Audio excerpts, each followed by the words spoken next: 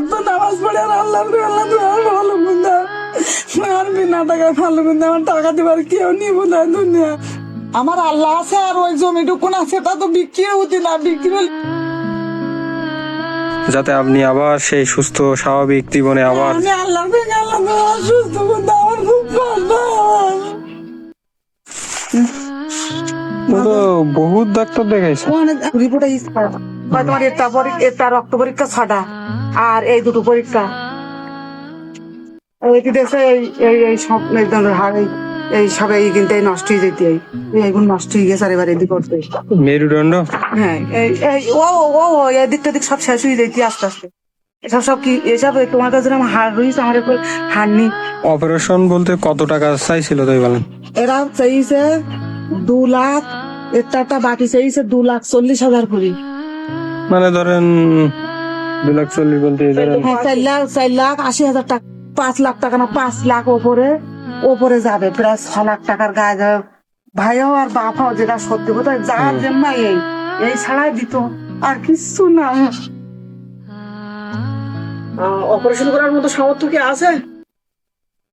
আমার আল্লাহ আছে আর ওই জমিটুকুন আছে তা তো বিক্রি হতে না, বিক্রি হলে তো হয়ে যেত।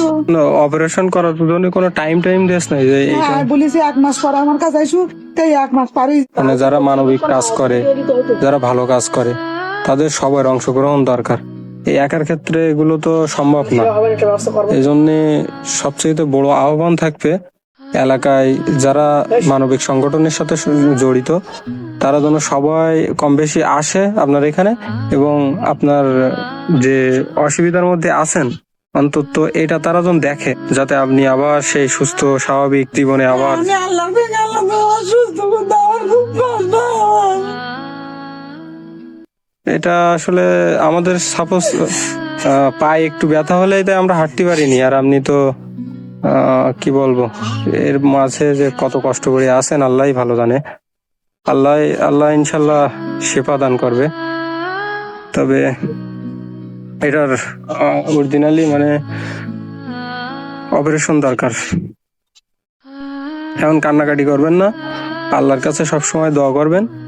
আল্লাহ ইনশাল্লাহ এই রোগ থেকে আপনাকে মুক্তি দান করবেন অবশ্যই। আমি 5 ওয়াক্ত নামাজ পড়ে আর আল্লাহর ভালো বুঝা আর বিনা টাকায় ভালো বুঝা আমার টাকা দিবার কেউ নিব না দুনিয়ায়।